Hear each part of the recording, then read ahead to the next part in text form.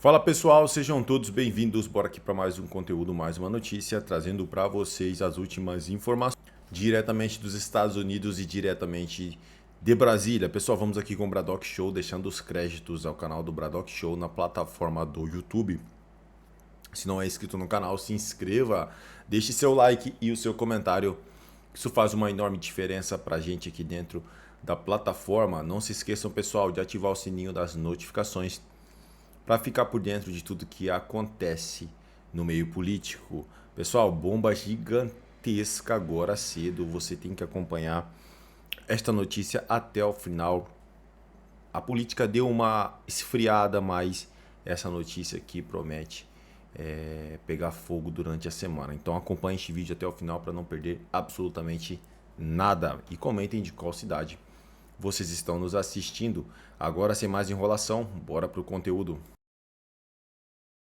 Ministros Moraes, Zanin e Dino, e que Bolsonaro não possui meio interno eficaz de defesa.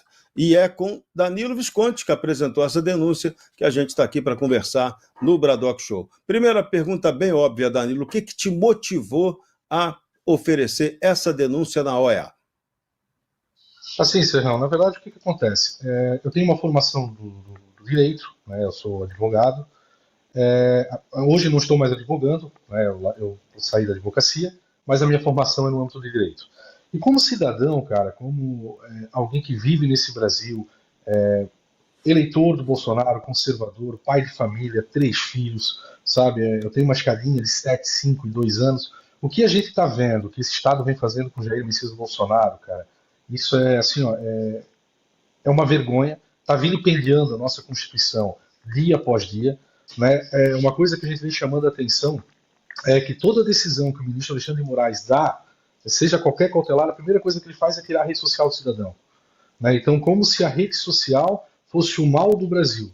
Né? E no caso do Bolsonaro, ele avançou no sentido de tirar a liberdade do Bolsonaro. E a liberdade a gente sabe que é um princípio hoje natural, né? Que muitos anos vem essa luta para reconhecimento do direito à liberdade, e o cerceamento da liberdade, Serrão, Rodrigo, a gente sabe que tem que ser nas exceções extremas, previstas em lei, por meio de uma decisão judicial justa, competente, imparcial, o que não é o caso do Bolsonaro.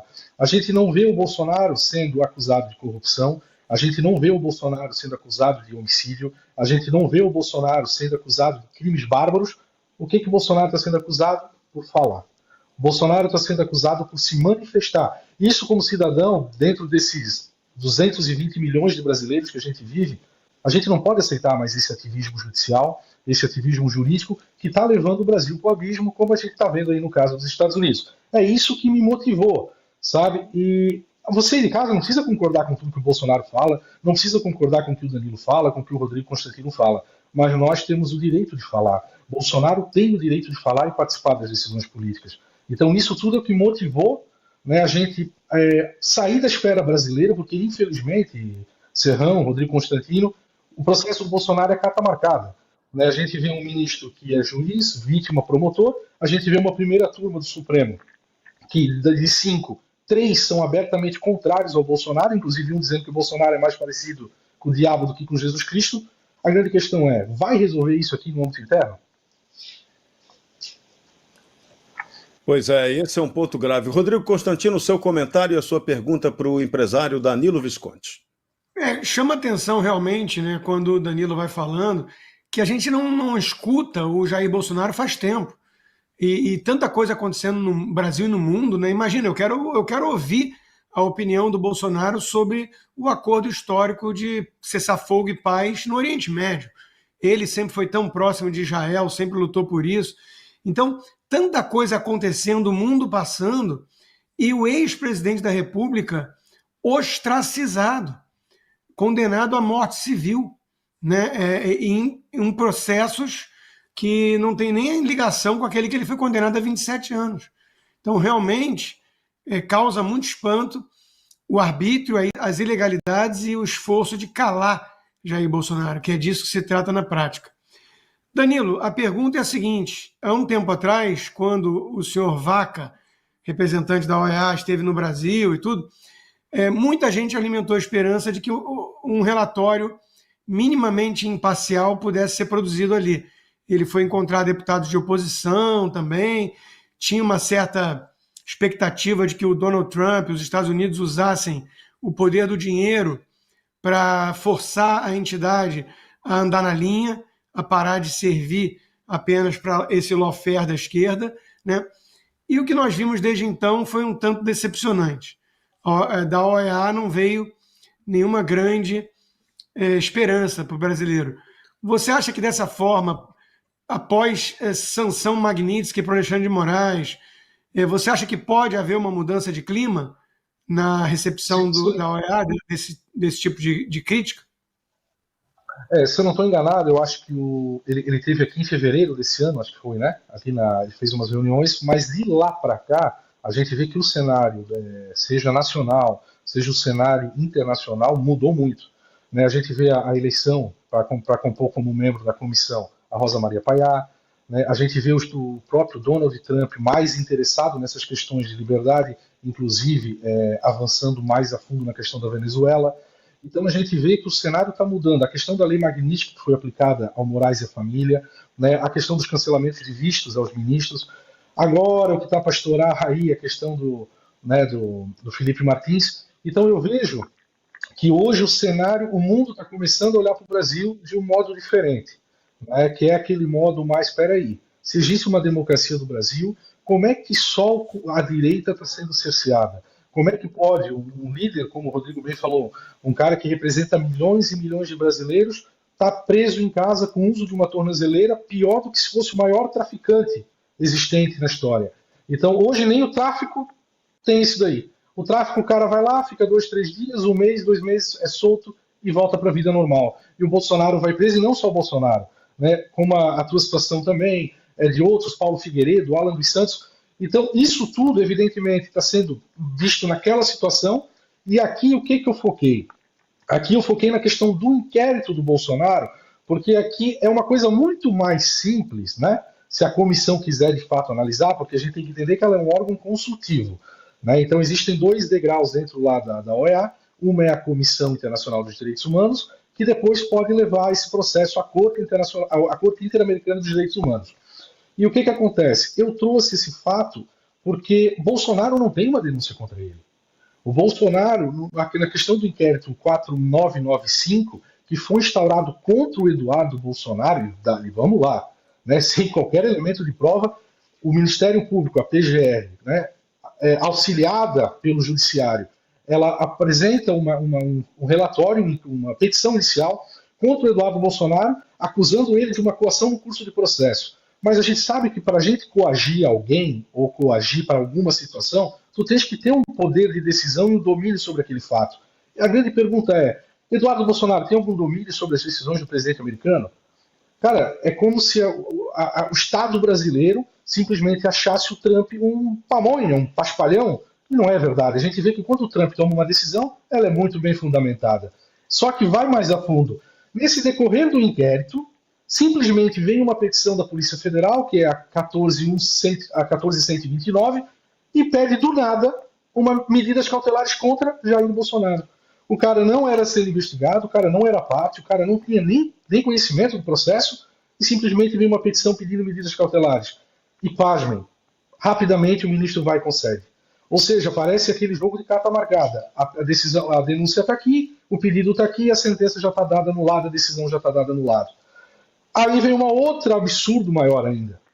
O processo corre, entra Paulo Figueiredo no meio do jogo, a PGR denuncia Paulo Figueiredo, denuncia Eduardo Bolsonaro, não denuncia Bolsonaro. A defesa do Bolsonaro apresenta a manifestação pedindo a liberdade do Bolsonaro, o processo fica parado mais de 17 dias. 17 dias. E, Rodrigo, só para você ter uma noção, entre a denúncia ofertada pela PGR e a manifestação do Moraes recebendo a denúncia, não levou 24 horas, cara. E no caso do Bolsonaro, 17 dias para se manifestar. E quando ele se manifesta ontem, o que ele fez? Simplesmente nega. Então, ou seja, Bolsonaro está preso sem uma denúncia. Bolsonaro, o único processo que o Bolsonaro tem aquela condenação é a da ação penal 2668 ou 2669, se eu não estou enganado, que também é um absurdo jurídico aquilo ali, né? Mas, enfim, tudo isso está mostrando que o Estado brasileiro não tem democracia. Só que no caso da nossa petição, aqui da minha petição, como cidadão, ela é no sentido de questionar esse ato da medida cautelar que foi dada contra ele. Legal, muito bem. Uma pergunta para a gente amarrar. Qual é o seu vínculo político com Jair Messias Bolsonaro? Você é do partido dele, é ligado a ele, tem algum vínculo? Ou você resolveu agir, tomar providência como cidadão? O Bolsonaro eu vi uma vez, né, tive a oportunidade de ver uma vez. O Carlos Bolsonaro eu vi uma ou duas vezes, mas eu não tenho vínculo nenhum com a família Bolsonaro. O que eu estou fazendo é mais pelos meus filhos, no sentido de mostrar para eles, sabe, Serrão, que o Brasil, cara, se nós não fizermos nada, a geração deles vai ser totalmente venezuelizada. A gente vê que o PT, com a estrutura do Supremo, quer transformar o nosso Supremo num Supremo bolivariano, né? Essas saídas de Barroso e companhia já é um indicativo disso, porque eles não estão saindo para se aposentar, mas estão saindo para dar oportunidade do Lula colocar alguém lá para poder cumprir aquilo que tem Chico Moraes. E o que vai acontecer no fim dessa história toda? Quem vai pagar o pato é a geração dos nossos filhos, né? Então eu fiz movido a isso. E outra, cara, a gente sabe, uma eleição ano que vem sem o Bolsonaro, pelo amor de Deus, se isso aí não for golpe, gente, então eu já não sei mais o que é. Eu acho que até o Nicolás Maduro já está olhando para o Brasil com medo. Pois é, então vamos agir. Parabéns pela sua iniciativa. Isso é importante para mostrar que o cidadão é que tem que reagir. É aquilo que a gente tem insistido muito. Hoje estamos na esperança que os Estados Unidos da América colaborem com o Brasil nessa retomada do Estado de Direito por aqui, mas quem tem que tomar isso, fazer o Estado de Direito voltar, somos nós, cidadãos brasileiros. É isso. Danilo, obrigado pela sua participação aqui no Bradock Show. Parabéns pela iniciativa e vamos torcer agora por uma resposta. É isso aí, pessoal, e vamos aqui para mais uma notícia. A Carmen Lúcia cogita antecipar saída do STF de site. A ministra, segundo publicação do portal Cláudio Dantas, estaria sinalizando essa possibilidade a pessoas próximas. O portal Cláudio do Dantas publicou nesta segunda-feira que a ministra Carmen Lúcia, do Supremo Tribunal Federal, teria confidenciado a interlocutores que estuda a hipótese de se aposentar antes do prazo legal, possivelmente ainda durante o governo Lula. A magistrada completaria sua aposentadoria compulsória em 2029. De acordo com a matéria, o desgaste emocional teria motivado a reflexão. Citado o texto do portal afirma que, assim como Barroso, a ministra teria buscado apoio em práticas espirituais alternativas como forma de equilibrar corpo e mente. A publicação também associa a ministra à revogação de visto americano e ao receio de se tornar alvo da Lei Magnitsky, dado que sua permanência no Brasil impediria a migração para o exterior em caso de restrições financeiras decorrentes de sanções. Ainda segundo o texto, Carmen Lúcia teria apoiado informalmente lobistas que defendem que a vaga deixada por Barroso seja ocupada por uma mulher. A ministra tem assessoria e comportamento institucional discretos e até o fechamento desta matéria não há confirmação oficial sobre intenção de aposentadoria antecipada. Pessoal, vamos caçar mais uma notícia aqui, ó. No Brasil, gasolina está 8% acima do preço internacional. Sob Lula, terceiro, tabela segue acima da paridade internacional, aponta a Associação Brasileira dos Importadores de Combustíveis. A gasolina vendida no Brasil está em média 8% mais cara do que o preço de paridade de importação PPI, conforme levantamento divulgado nesta sexta-feira pela Associação Brasileira dos Importados de Combustíveis. A diferença havia chegado a 10% na semana anterior e recuou com a queda nas cotações internacionais e a estabilidade do câmbio, que fechou cotado a 5,35 por dólar. De acordo com a entidade, o preço interno da gasolina está a 0,23 por litro, acima da paridade, com variações entre 0,17 a 0,31, dependendo do polo de entrega, apesar da defasagem Petrobras e a Selem, principal refinadora privada do país, mantém os preços congelados desde junho, quando a estatal reduziu o valor em 5,6%. É isso aí, pessoal. Agradeço a vocês pela companhia. Se não é inscrito no canal, se inscreva, deixe seu like e o seu comentário, que isso faz uma enorme diferença. Valeu!